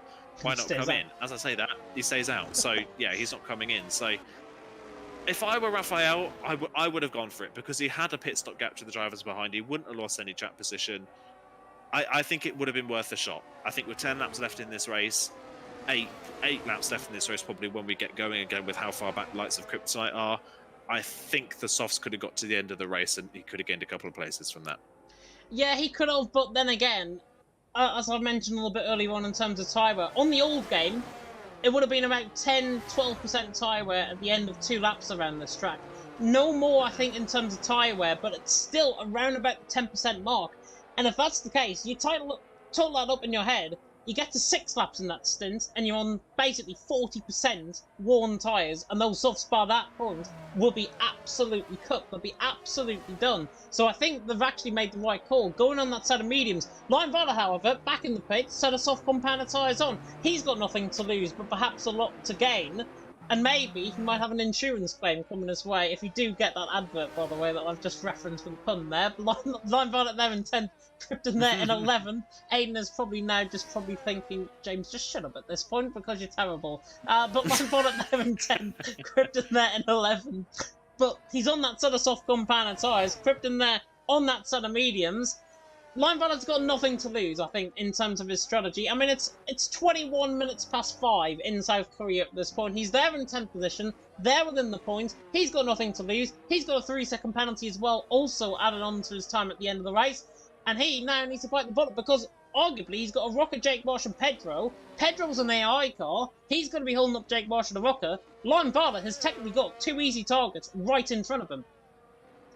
Yeah, he really has. Like I said, 2 easy targets. Like I say, it'll be a done deal to get the mid on Pedro, of course, because Pedro is still not in control of his car. But I find that incredible that Pedro's not in control of his car. He's been running around in AI all races, Pedro. He's and having, Pedro's AI cars. It was mentioned in the chat he was having connection issues and he was going to change his internet operator. So that's what he was saying. Yeah, unfortunately, it doesn't seem like that's worked because we're now 21 laps in and he's still not been able to get back in the lobby, which is a bit of a shame considering how strong his qualifying performance was. But the fact that his AI car has been running for the entire race and he's running in 7th kind of shows how bad the race has been for the drivers behind. They've had a bit of a shocker up until this point, and Pedro's AI car has just been comfortably running in 7th the whole time. So, yeah. That should be a free spot for the likes of Line Violet, so he'll catch up to the safety car this time around. Kryptonite might just catch the safety car this time around as well, so we should get going again. But if they don't, I wouldn't be surprised if we see Line Violet pit again for another set of softs if he's got one to spare, because that's a little bit of tyre percentage wear that you can save. So if it doesn't come in this lap, then potentially Line Violet will pit again for another set of softs. If not, then he's got an opportunity to pick up a couple of places and then see if anything else happens in this race that he could gain a few things from. Yeah, definitely. Krypton obviously 9.6 seconds behind. The safety car would probably come in this lap around about this point. Is he actually staying 9.6 seconds directly off the back? Just so that it's another lap underneath the safety car, potentially? I'm not juggling around because he is a PSGL steward, but now he's catching back up, and I think the safety car will probably come in around about, I'm tempted to say, now? Oh, I thought it was going to come up there, but it's not. He's coming through the left-hander, and yeah, now safety car's coming in this lap. So, Steph now virtual Bernd Malander. He's now virtual safety car. Goodness knows what he's going to do off this restart, because if it's anything like the sprint qualifying restart, then Steph might be in another little bit of trouble. And Smalley and Neuron, I think, nearly just avoided a bit of contact there, coming through the left-hander of turn number 13. But Steph leading the way, Kaufmanidis in second, Smalley in third. Steph doesn't want to make 2 mistakes the same lap around because he has to go, ideally now, I think, for the safety car restart. He doesn't want to wait until the final corner. Now he's speeding it up. It's a bit quicker than last time. But again, through the final corner, he's going to go. And I think everyone's now aware this time that Steph is going to go on the exit of the final corner. And he still hasn't gone. Still hasn't gone. And it's causing all sorts of mayhem in behind, and Kaufmanidis nearly went past him there, and across the line once again, Steph leads the way. Smalley now is ahead of Kaufmanidis, he's into second. Girona's on the outside, sorry, Thomas on the outside, and it's 3 wide in the background, because Pedro Silva's AI has just been absolutely swept up, so has Raphael, I think, and all that as well. Sorry, Kaufmanidis has, as Girona and Tom now are side by side, coming through the right-hander of turn number 3, and Tom just gets forced out slightly, it's 3 wide in towards turn number 4, or turn number 5 even. Raphael done the inside of Kaufmanidis. Just about gets the job done. Tom now switching back on the inside line, trying to get the job done. And now it's going to be 3 wide down the straight once again. Steph leads the way. Smalley in second. Giron in third. Tom in fourth now, ahead of Raphael. He's got much better straight line speed in the Haas. He gets through and he's into fourth. And Raphael there in 5th, Kaufmann in 6th, and turning from an absolute mile back is Line Violet down the inside of Pedro Silva's AI, which I don't really get, to be honest, but Line Violet there in 10th, Pedro in 11th. Steph leads the way though by more than a second, but again, that safety car restart for me needs looking at. Yeah, it's worked out for Steph because he's got a good gap up once again, but I feel so bad for Kaufmann. He got completely he got screwed over, didn't he? Big time in that safety car restart because of how late Steph went. Kaufmann they were basically at the start-finish line by the time Steph went, and Kaufmann can't react to that. He can't react until Steph is past the start-finish line, and because of that, he got swamped by the drivers behind. Which is not going to produce a result that he potentially would have wanted. He will get the penalty. He will get the into penalty range on Tom if he can keep within 3 seconds. So that's still the top 5 on the cards for Kaufmann. But considering his championship position coming into this race, a second place would have done him so nicely. And yeah, that restart is not what he wanted as well. And down the inside on of Morocco, what a move that is! That is so beautiful on the brakes. Krypton gets the job done. Thuni's into 7th. That's the best move I think I've ever seen around Abu Dhabi. That was so well put on, and that is what Krypton can do. He might be down, he might be out in terms of the top 5, but Krypton doesn't care. That was sensational down the inside of turn number 5, and about to pick up another position because Kaufmann is all out of shape coming in front of him through turn number 7, and now Krypton may be looking for 2 for 1, maybe looking for a 3 special offer in this as well. Krypton trying to go down the inside of turn number 8, doesn't risk it, but that was absolutely sublime from the Belgian. He's into 7th, take your hat off, that might have just been overtaken the season. That was lovely. That was a lovely move from Kryptonite in here, again proving he's so good in the races. Kaufmann deep again into turn 12. Kryptonite trying to go around the outside of 13 and 14. Can he pull it off? Can he get the run out of the corner? It'll be the inside for the flat out turn 15. I feel like Kaufmann may have to back out of this one, and he does. Lovely racing between the two of them. That is more like it. That is much more like it, wheel-to-wheel racing-wise. Oh, Kryptonite gets on the curb coming out of the final corner, and this Kaufmann is going to go back round the outside at turn 1. Yeah. This year's Kryptonite backs out of it, so what was a great move from Kaufmann, he's then made a mistake at the next corner and dropped back behind again, but lovely, that was lovely racing between the two of them. Space given by both drivers, really fair driving, not wheel banging at all. That is much more like it racing standards wise. That is what you want to see, and Kryptonite's now going to get another opportunity, but this time with DRS on the back of Kaufmann, and Kaufmann this time around is a sitting duck down the back straight. He's going to breeze past this McLaren on the run down towards the back straight, but all of that fighting though, the one problem that fighting has meant is that they have now both dropped out of penalty range to Tom in front. So Tom now is saving himself a P5 finish here with this fight behind. Jake Marsh has just sent it down the inside of line. Violet and a lovely move through turn number 6. Job done there for him. And now Jeroen's coming at Smalley around the outside of turn number 8. Gets the job done. Tom for 2 for 1. Down the inside, gets up to 3rd. And Smalley's just been swept up completely in the space of about 10 seconds. Tom now around the outside of Jeroen. Going around the outside of the triple white of 10, 11 and 12. Doesn't get the job done. Steph leads the way, Jeroen in 2nd, Tom in 3rd. It's all playing into the hands of the race leader at this stage, but Tom right on the back of Jeroen. Even with that 3-second penalty, he looks down, but he doesn't look out as Jeroen now in 2nd, having the absolute race of his life, I've got to say, there in 2nd. This is why he got promoted from Relentless, left Relentless, now part of FER, and now he is proving why he means business. And Jeroen there in 2nd, Tom there in 3rd, and now Jeroen, now game, set and match perhaps, because Tom might just have his number now with that 3-second penalty. Yeah, open opportunity now for Tom to gain another place in this race, but Smalley won't be too disappointed now, because if he can just keep within DRS range and not fight the drivers in front, he has got penalty range on Jeroen and Tom to still finish 2nd in this race, but he ran really wide there at turn number 4, and that's put Raphael on the back of him now. But yeah, this is Tom. Look at the straight line speed that Tom has. I know Jeroen's D rating, but that straight line speed for Tom is insane. He has got a rocket ship in a straight line down these straights, and nothing that Jeroen could do about that. And Jeroen will not be able to fight back down this back straight. He's too far behind after a poor run of that corner. But I was about to say, Smalley has a great opportunity to still finish 2nd in this race. But as soon as I said that, he made a mistake at turn 4. That's put Raphael on the back of him, and Raphael's now just swept around the outside into turn 9 at the hairpin, gets the move done, and he's now up into 4th position. Can he keep within a penalty range of Tom and Jeroen? And if he can, all of a sudden, Raphael now looks like he could finish in 2nd place. Yeah, he's got a chance, I think, in 4th, the Dutchman. Smalley there in 5th. 1.1 seconds the gap. The gap is always going to extend, though, be on Tom, be on your own. So Raphael's got to be careful, especially with his ERS. You're on again running wide, coming through turn number 15. Track limits really do need looking at, I think, certainly by the stewards. Tom just bangs in the fastest lap race, 25.9, not too far. I think the fastest lap that was set in the sprint race either. As Steph leads the way, Tom there in second has managed to lift and coast a bit, and it's now 21% of ERS against 17% of ERS. So Tom is within DRS range. He looks so quick down the straight line speed though. And do you know what? If Steph has not got a cornering setup in that car, Tom is going to be on the back of him very soon indeed. And with 4 laps to go, anything can probably still happen between these two. Yeah, anything can still happen, like you say. And if Steph picks up a penalty, then that's all the impetus Tom needs to still try and win this race. So, yeah, we'll see what he can do. He'll try and force the issue with Steph. He'll try and force Steph into making a mistake and picking up a penalty so that he can still try and win this race on track and potentially, if he can keep enough of a gap to Raphael and Smalley, still win it on penalties as well. So, yeah, don't be surprised if he starts attacking the back of Steph very, very soon. But if I were Steph, even if Tom starts attacking you, I wouldn't fight it if I was Steph. If you know that you're not going to get a penalty in this race, why fight Tom so hard for this position if you're going to get it on penalties anyway? But we'll wait and see how the drivers decide to play this one.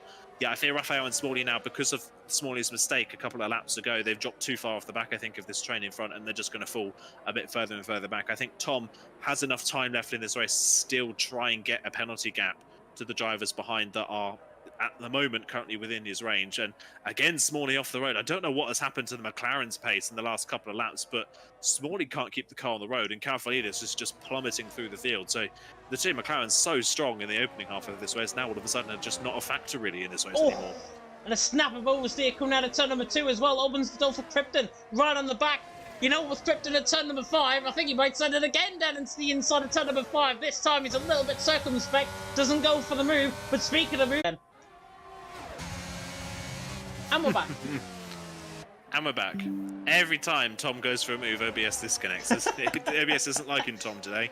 That's the second time that's happened. But yeah, Tom into the lead of this race. And like I said, Steph decided not to fight that one. He's decided to keep behind. But oh, my word. You see Steph there just almost understeering, playing into the wall coming out of turn 14. As Tom is off the road again there at turn number 15. Yeah, Steph's now struggling potentially for overheating on his tyres because he's just understeering all over the place. Nobody at the moment looks comfortable when their car setups, do they? They look to be all over the place at the moment, do a lot of these drivers. Nobody looks comfortable at the moment. Yeah, definitely not. Tom leads the way, Steph in second, Jeroen in third. This race has dragged on pretty much like British politics in the last week, but Tom still holds the lead of the race from Steph in second, Jeroen there in third. Steph has got obviously advantage over Tom in terms of the penalties. At this moment in time, though, Steph will win. Whether or not the sprint race win, of course, is kept. I think for the feature race, he's done absolutely nothing wrong. Maybe until the final lap of the race where all hell begins to break loose, I think. But who knows? Steph there in second has done a very good job, I think, in this race. Just lose a bit of time, has a big snap of oversteer coming out of 6 and 7. Might just let Jeroen potentially in down the straight. But I don't think he's going to get the job done. In fact, everyone's running live. Before my OBS decides to disconnect once again. And we are back once again. I thought it was going to disconnect again. But Tom leads the way, Steph in second, Jeroen in third. The final 5.2 kilometres of this race about to begin. Yeah, it's felt like a long race, hasn't it? It's felt almost like a 100% distance race. This one has. It feels like it's gone on for quite a while. But yeah, all Steph needs to do now is just keep within DRS range of Tom and not make a mistake, and he's got this one wrapped up, and it's been a great performance. Even with the sketchy safety car restarts, it's still been a great performance nonetheless from Steph. He's been the class of the field tonight, you've got to say, in terms of race pace, and Tom's race pace has been great as well, but the penalty, of course, not helping him. Jeroen's had a huge mistake. Yeah, I was going to say, I looked at the gap and it was all of a sudden 2.5 seconds. So final lap of the race, and Jeroen was almost penalty range clear of Raphael behind for a podium, but now with that mistake, Jeroen's definitely lost that third place, and now it's a fight between Raphael and Kryptonite, of all people, for the final spot on the podium. Where has Kryptonite come from? He spent this whole race at the back of the field, nearly a lap down, and now he's right in the fight for the final spot on the podium. God. That is so late on the box. That was ridiculous. That was ridiculous from Kryptonite, that dive. That was never, ever going to work, but because of that contact, he might get the move done down the second straight, because that's put Raphael off of his game. Is Kryptonite going to be able to get close enough for the move? Raphael's going to defend the inside line this time around. Kryptonite around the outside, I don't think we'll have the pace potentially. I think Raphael, though, although he's got a good run out the exit of the corner, but not the space, and Raphael closes the door. Raphael should hopefully hold on to this 4th place, but yeah, Kryptonite thought about it, he's not going to go for it, but yeah, that move from Kryptonite at the chicane was never on, that was stupid. Yeah, there's turn 5 and then there's last. There's 2 different sides of Krypton there. Tom round the final corner, on the run towards the line, will win across the line, but it's Steph who takes the race win and takes double victory in the sprint and the feature, for now at least. Tom there in 2nd, Raphael in 3rd, Krypton there in 4th, with Smalley in 5th. Yerona in the end is down in 6th position. That final corner, that turn 1 mistake on the final lap of the race has really cost him. Really good strong race until that point though from Yerona. He finishes there in 6th. We will get, of course, the final grid order up for you very soon, as well as the podium celebrations. Tom, with a karate kick to everyone, gets driver of the day, one of our in-game fans, from 14th on the grid, in the end up to 2nd. A very, very strong drive from the Liverpudlian, but it is out on top. VSR Steph, only in his recent team, I think the last couple of days, and Steph has taken now both sprint and feature race wins, of course. Oh, what on earth? I had an upside down camera angle with the car park for some reason there. Anyways, top step of the podium is VSR Steph, and in the feature race, he looked quite dominant.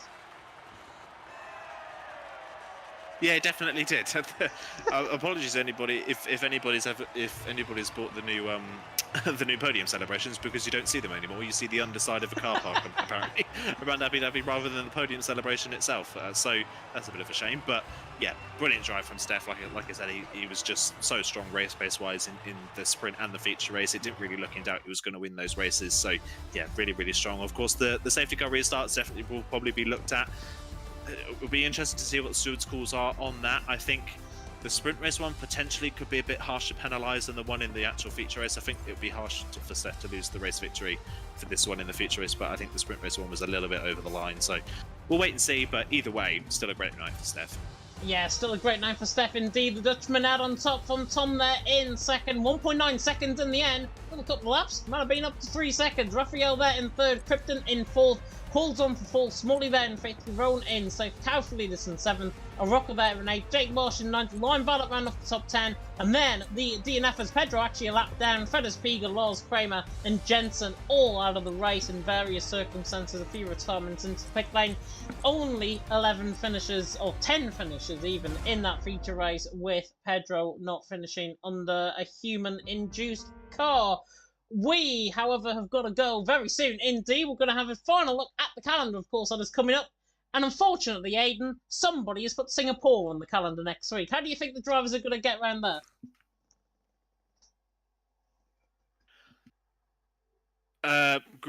Gritted teeth, I think.